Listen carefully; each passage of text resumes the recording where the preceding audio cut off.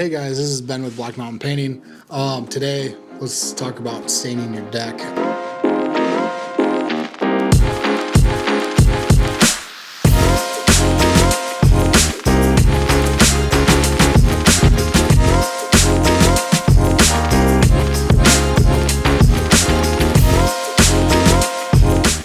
If you don't want to stain your deck, you can give us a call and we will come and stain it for you.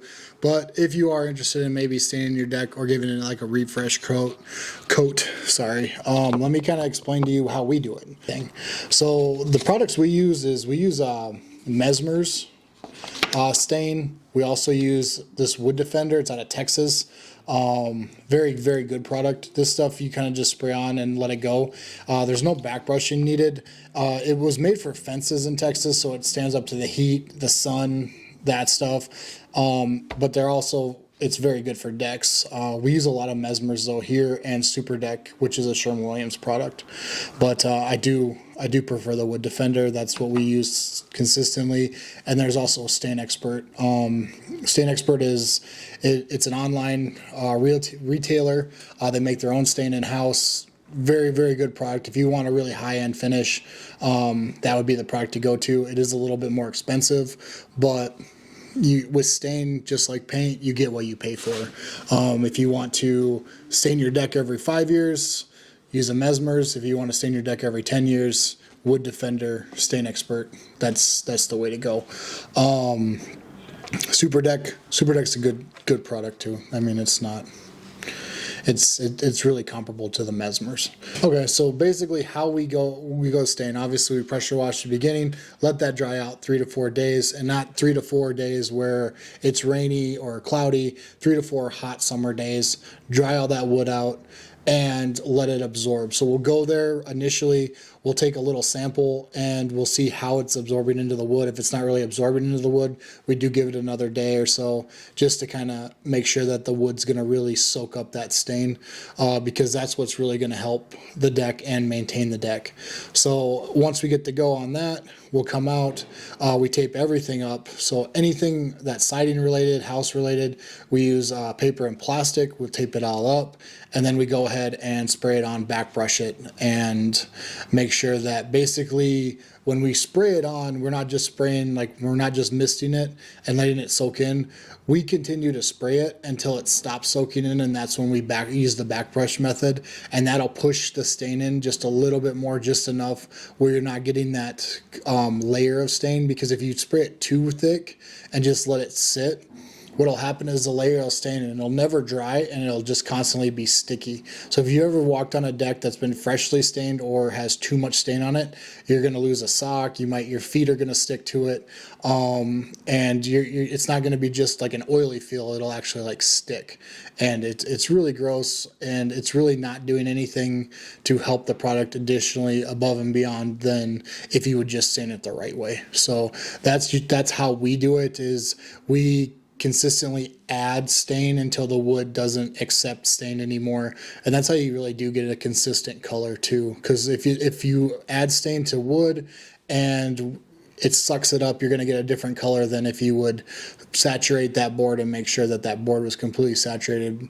and then stopped. So we do that way. It's a consistent color throughout, or as consistent as stain can be, and then we know that it's absolutely protected. And water, it's not going to soak up any water because that oil, that stain solution is sitting in there and it's not allowing it to suck in oil.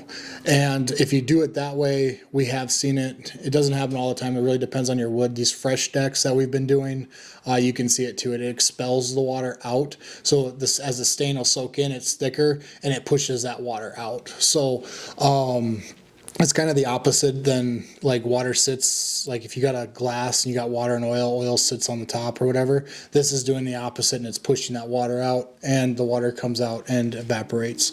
So that's another thing too, is once it gets up and once it starts drying, the stain doesn't evaporate as fast as the water does.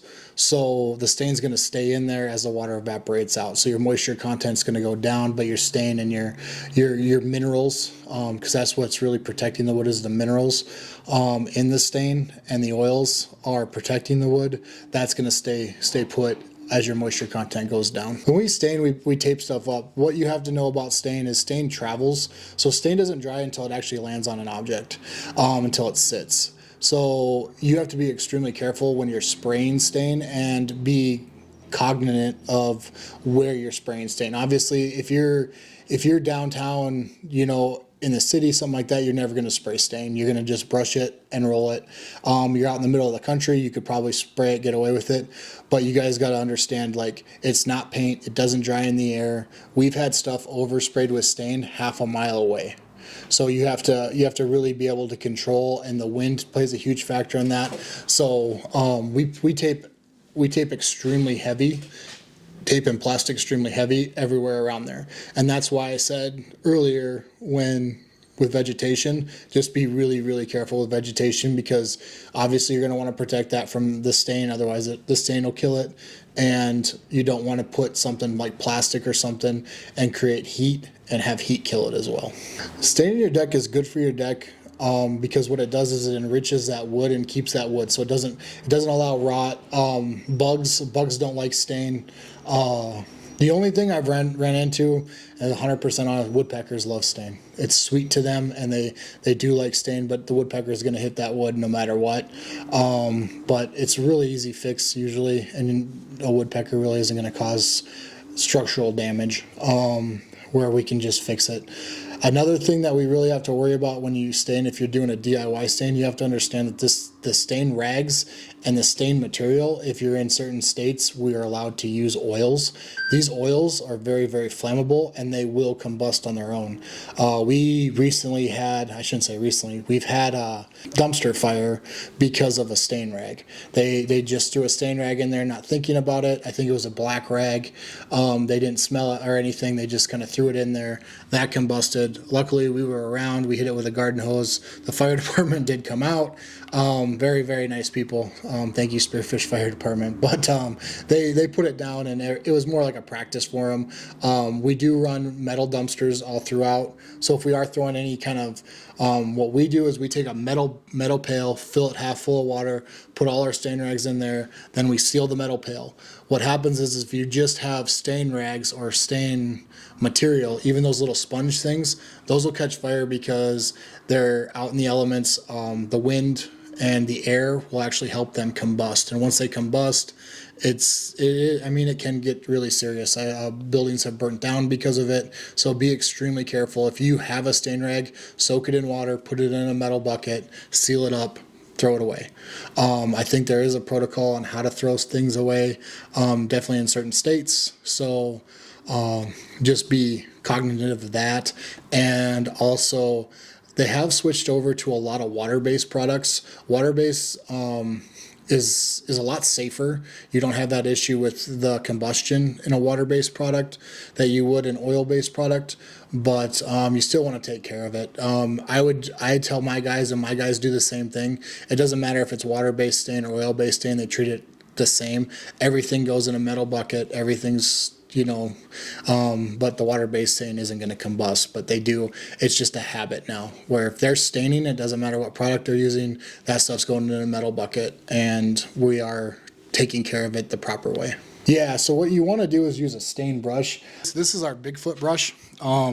We use it, we call it Bigfoot brush because our Bigfoot outside usually carries a brush like this around, and not around, he holds it because he's wood, he doesn't carry it around.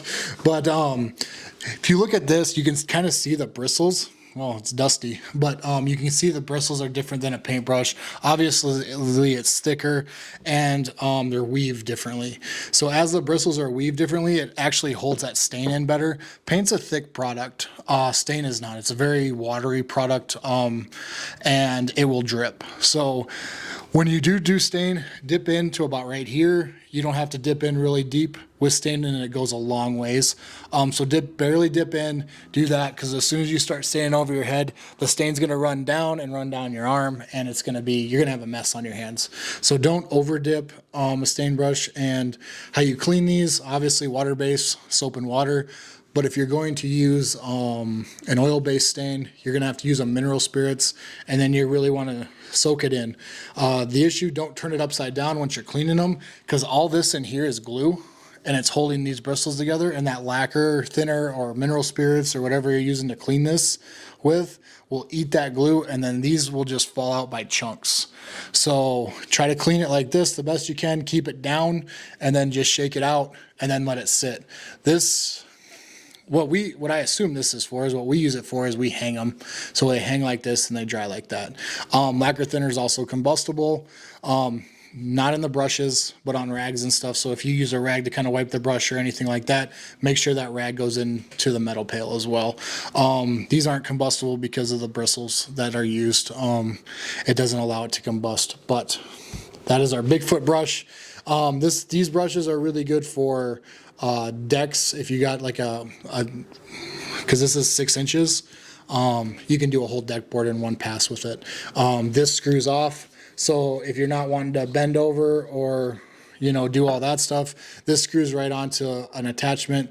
If you don't want to pay the $20 for the attachment, you can use like a broom handle, just screw it on. We've done that before, if we forget the attachment. But yeah, so that just screws off, screws on, and you're good to go. But yeah, always use a stain brush, a brush rated for stain, and use these sticker brushes. There's some brushes that look like paint brushes. They say they're rated for stain, but you're not going to get as much stain, and you really want to be able to get that stain to soak in. As you're staining, just remember cleanup. If you spill stain on concrete, anything like that, and it's not sealed, if the concrete's sealed, the stain will wipe up pretty easily. If the concrete's not sealed, hop on it right away. Get some dirt, get something to pull that oil out.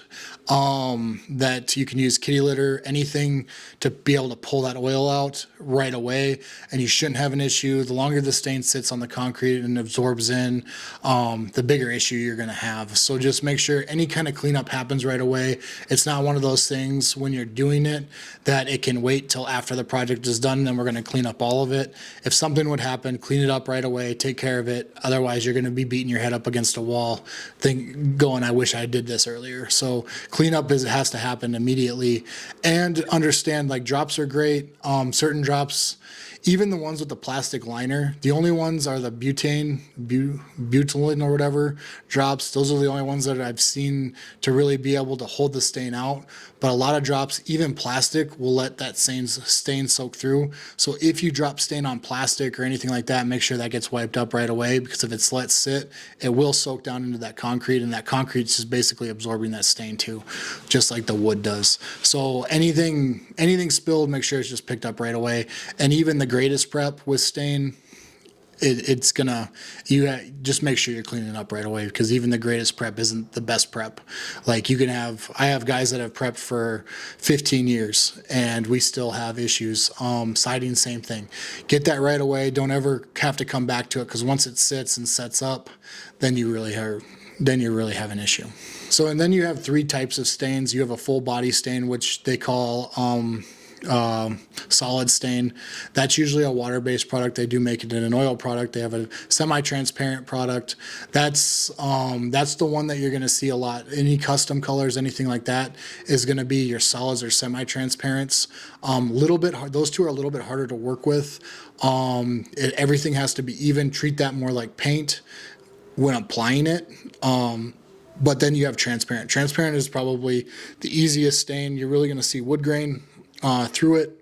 It's a transparent, obviously, wood grain. You can see through the stain. It's going to give it a little bit of color, slight color, usually like reds, browns, grays are big, and they even make black in a transparent.